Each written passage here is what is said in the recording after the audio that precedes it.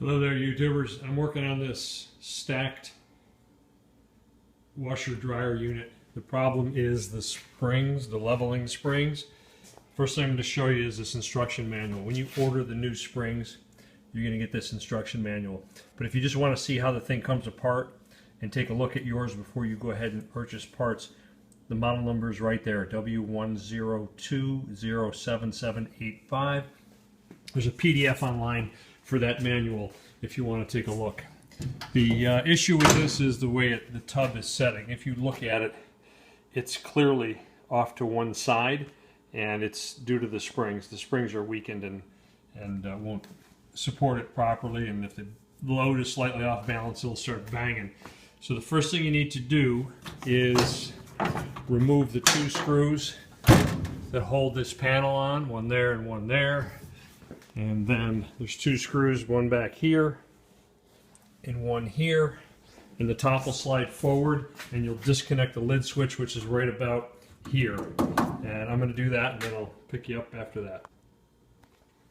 Okay, the next step in disassembly is there's a screw on over here and a screw over here on the panel. They're right there and right there.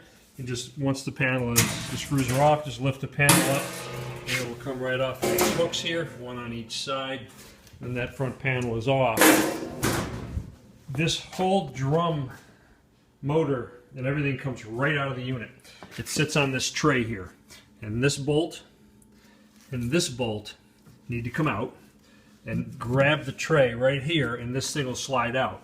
But before you do that, you have to disconnect your supply hose here. I disconnected here versus here.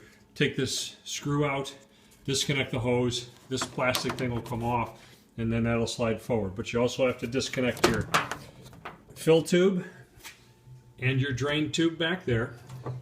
You have to disconnect your ground wire and unplug the motor. And then this whole thing will slide forward. I'm going to disconnect those things and come back. Okay, I've got all my parts disconnected. Pull the clip off of that, but that hose isn't coming off very easily. So the other option is, once you get everything disconnected, is to remove it. So you basically raise it up, pull it forward like that, and then I'm going to disconnect my pump and get it all the way out.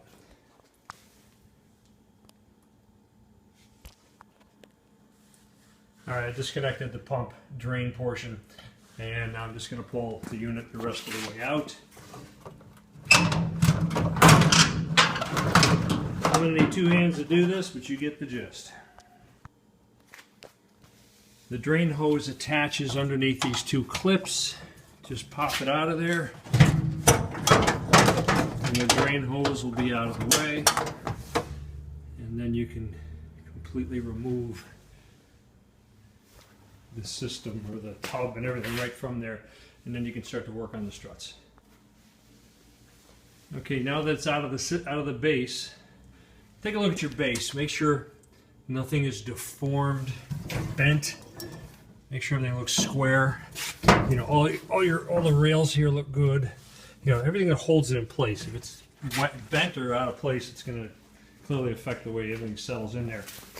The next thing you want to do is take these nuts off. I believe they are 3/4, but you can barely fit an open end wrench in there, but it'll fit in there fine, and you can break all three of these free. And once that is free, your whole tub assembly with the motor, transmission will come out, and you can set that aside, and then you can work on the struts attached to the base. Alrighty, I got the nuts off of the top of the struts. The strut shafts will spin as you try to loosen them with your wrench and whatnot. So this just holds it in place, helps facilitate getting them off of there, because they'll spin from the bottom as you try to turn them. Then you have to disconnect this balance spring here, and this unit should lift right up, just like that. And now she's separated from the system. One of the things I do is, you got it apart, clutch costs you what, 10 bucks, 20 bucks. Take that nut off of the agitator, pull your agitator off, You can slip your motor out like any other Whirlpool direct drive washer. Replace your clutch. Hate to get it back together and find out you need a new clutch. It's a cheap fix. Okay, so now that this is off, we have to remove it from the bottom. It is threaded into the base, these 3 struts. The last one I did, these brackets or these threads here were ripped right out. And I couldn't screw the strut out because the ring had broken off and was still attached to the shaft. I ended up drilling them from the backside. There's another video just like this one. I'm reassembling a stackable that has a similar issue, or needed new struts, but the base was damaged. You can go watch that video just to see how that's done. All right, I'm going to pull these off and come back. All right, I'm going to show you how to take these struts off. There's nothing to grab onto. So what I had done, apologize if this is upside down, just grab the strut with a pair of pliers, and I'm trying to do this one-handed. So you get the gist of it. Grab it right here with a pair of pliers and twist it, and I will come back when the base is reassembled. Okay, the struts are out of the base. Before I put them back in, the new ones, I wanted to show you. These threaded holes are what gets ripped out when the thing gets way out of balance, and over time these can become deformed and then the shock just rips right out. That didn't happen to this set, but I did it on a previous unit. Like I said before, there's a video that I did when I kind of repaired the base. But the instructions tell you to order a new base.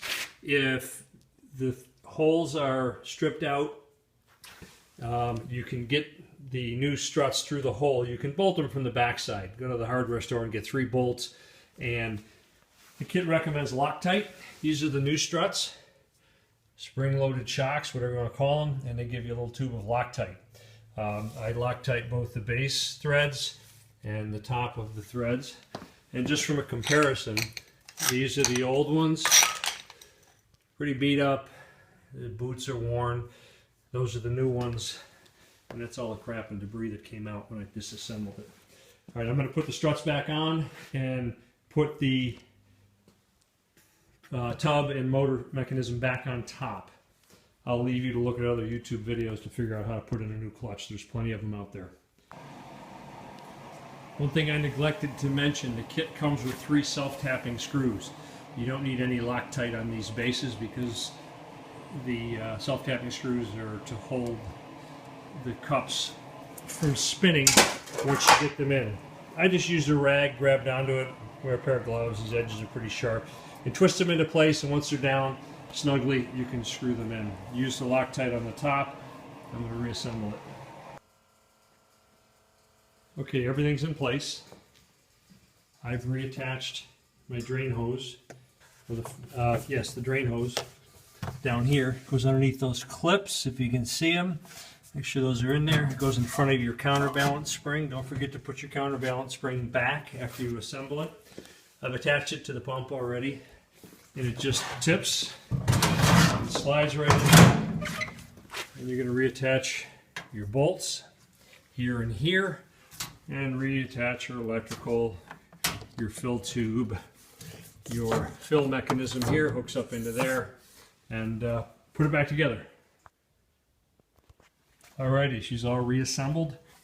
The tub is now sitting squarely or properly inside the housing, where before it was pushed off to the back right, and everything is in nice working order. So that's that. Hope this video helps. Thanks for watching.